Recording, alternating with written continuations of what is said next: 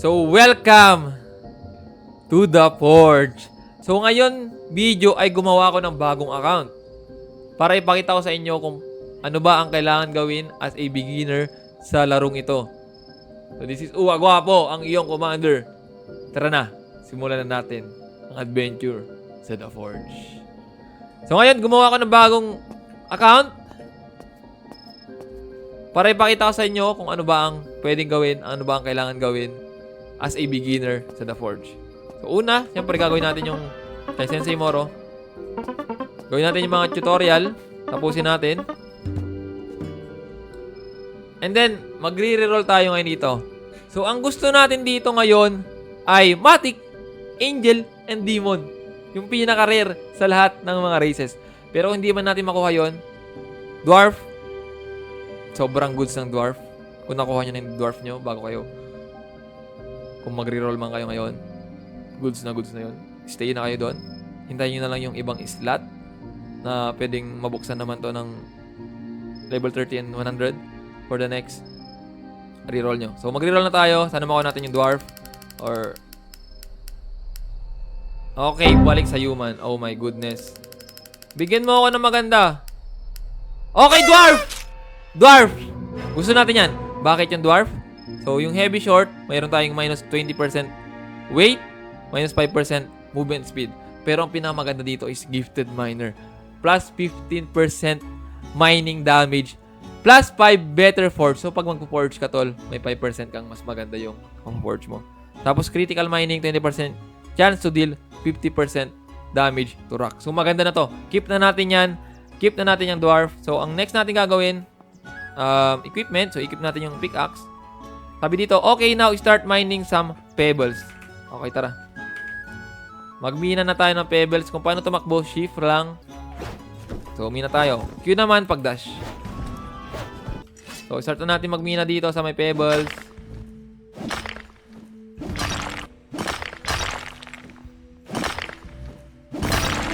Yan. So, after natin mamina, balik tayo kay Sensei Moro. Nag-level na tayo. Level 2 na tayo ngayon. So, next na gagawin natin ay magpo-forge tayo. Ito na, magpo-forge tayo. So, lagay nyo lang yung mga bato dyan.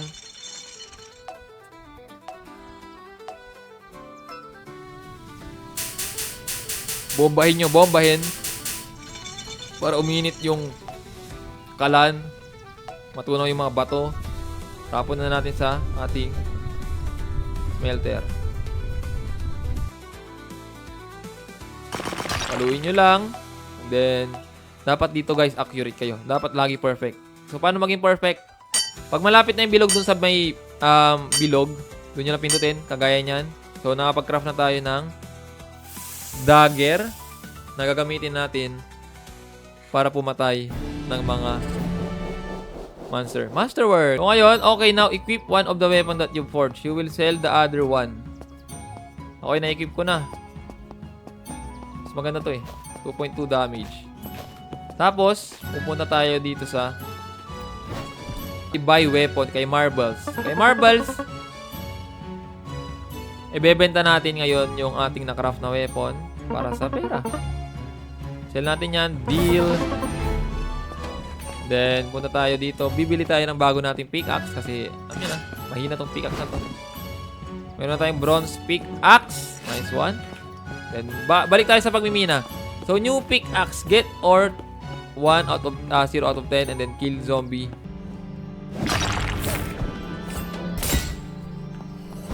So, napatay na natin yung zombie. Next natin ay punta tayo kay Sensei Moro. Get the highlighted location and open the forging menu.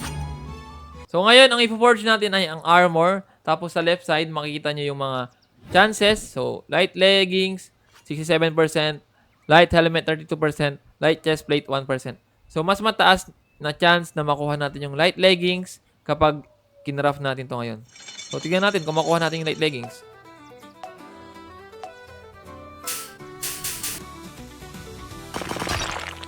So, nakuha natin hindi light leggings kundi light helmet. Grabe. Diba? 67%. Pero ang nakuha natin light helmet. 67% yung light leggings pero nanalo pa rin yung light helmet tol. Grabe. Pero ayan, ang ating first armor turn pickaxe. What if ipunin ko na lang? Yeah, mag-ipon na lang tayo para dito sa my gold pickaxe. I think okay naman na rin yan. So ngayon, yung mga quest na pwede nyo makuha ay kunin nyo na, kagaya nito kay Bard.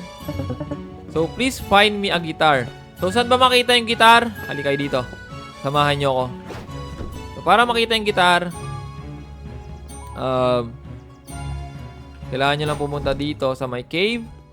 Punta kayo dito sa pupunta ko sa may right side. So kung nakita nyo itong damuhan na to, diretso lang kayo dyan. And then makakapasok kayo sa hidden underground cave. So nandito yung guitar. Kunin lang natin yan. And then, ano tayo? Reset lang tayo. Here's your guitar. Thank you for finding my guitar. So nabigyan tayo ng 1.8. Bilhin na natin ng gold. Gold pickaxe. So ngayon, forging under pressure, kailangan natin gawin to. So, kailangan ko talaga bilhin yung pickaxe, men. Sige, bibilin ko yun mamaya. Tapos, meron dito si Ubot. Mga mission. Pati rin kay Nord. Mga mission na rin yan. So, kill zombie. And then, get stone. Get cardboardite. And then, get copper. So, yun yung mga mission na kailangan natin gawin. Meron tayong gold pickaxe. May index rin dito. So, kapag kinilim nyo yan, mabibigyan kayo ng mga XP, pera. Riko.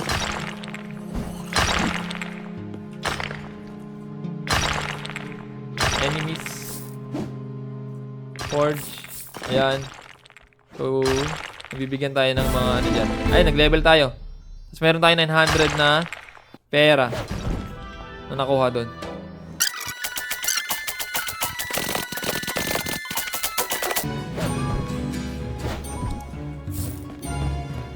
Tapos craft tayo ng bago nating weapon kasi ang hina ng dagger ko, man. So, pwede ito. Ito. Bibigyan ko kayo ng ano, ha.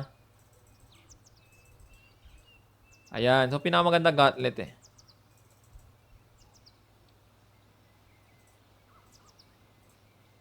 Okay. Una nating gauntlet.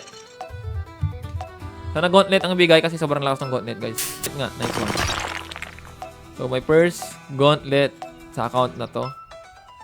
So, kaya natin makipagbugbugan sa mga zombie.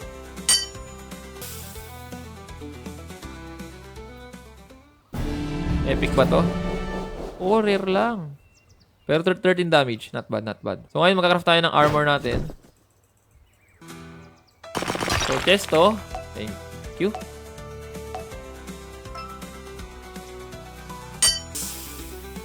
Armor. May armor na tayo. Sana maganda.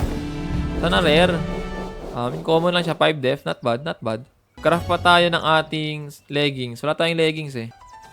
Leggings to leggings. Nice one. So, full armor na tayo.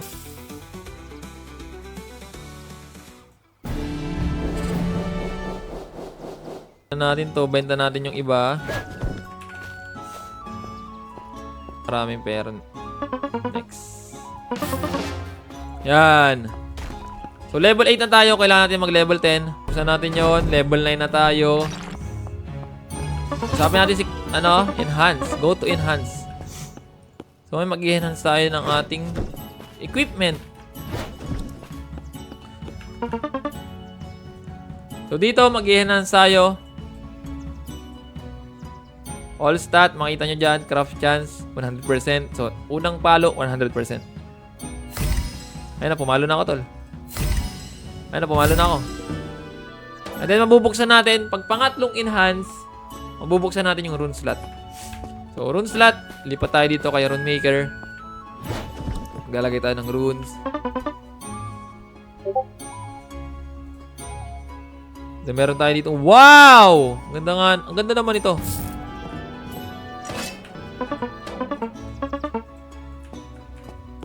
Talk to wizard. Punta tayo kay wizard. Ayan, level 10 na tayo, man. So, ngayon pwede na tayo lumipat ng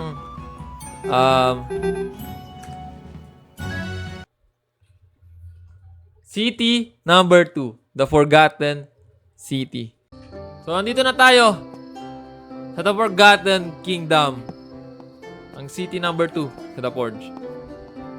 So, ngayon, unang kailangan natin gawin, mag-ipon ng 10,000 para sa cobalt pickaxe na ating next na pickaxe para dito sa island number 2. So ito, tinuturo tayo dito kay Sensei Moro. Automatic may gusto ulit itong ipagawa. Diba? Pero ngayon, magkakaraft muna tayo ng ating weapon. Alright. So gusto natin ay gauntlet pa din. I mean, pwede naman katana. Pero mas trip ko pa rin gauntlet eh. Ayan. Gauntlet na lang tayo dito. Forge natin. Sana maging gauntlet. Pero kung katana naman, no problem. Para palag-palag na. Okay, gauntlet. Nice one. Ayan.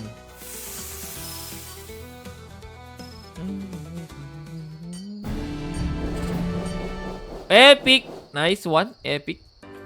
Ngayon, mag-iipon ako ng 10,000 para sa ating next pickaxe. So, dito. So, ganun yung gagawin ng kanon. Para di na kayo maglakad. So, dito si Captain Rowan. Kunin nyo lang yung quest kay Captain Rowan. Okay, Captain. So, meron na tayong 5.9k. So, binigyan tayo around 1k. So, nandito na yung mga rock. Pwede natin paluin yan. Pero ang kunat. So, kailangan talaga natin yung cobalt na pickaxe kasi matagal natin papaluin to kung ito ang gamit natin. Huwag nyo rin kakalimutan achievement. Pwede kayo mag-equip ng ano dyan, skills.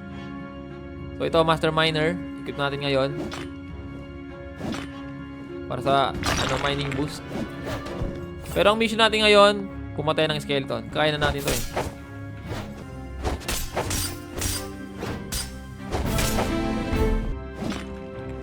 Ay, tapos ko na pala yung isa. So, wait lang. Babalik ako dun.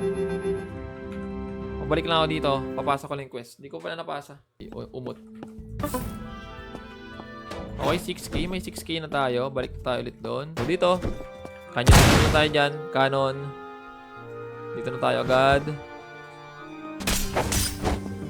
Pwerte naman yun. Okay, tapos na natin yan. Ilang kayo bibigay ni Captain Rowan?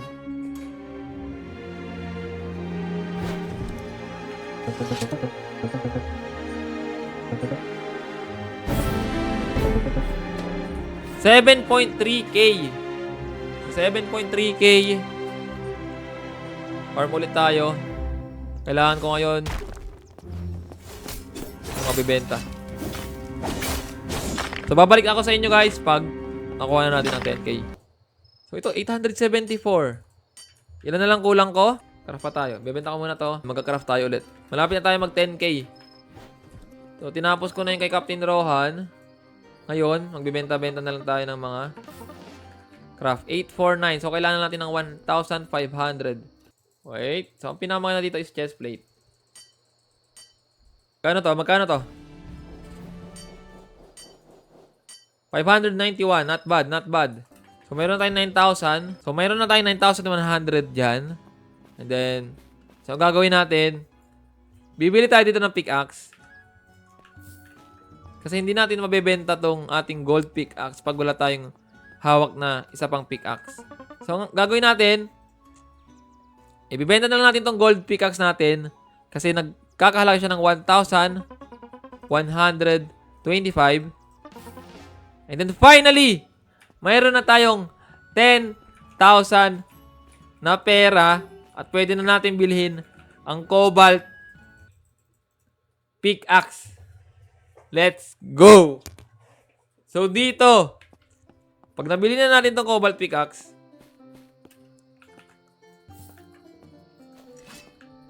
ang susunod natin na pickaxe at ang goal natin ay ang mithril pickaxe. Ang gagawin nyo na lang dito, mag-grind kayo. Pinakamagandang way para magkaroon ng pera ay mag-craft ng heavy chest, heavy helmet, heavy leggings. Yun ang mga money making. Pagka-craft nyo nun, ibenta nyo. Ganun lang, paulit-ulit. So, yun lang gagawin natin dito. See you sa next video.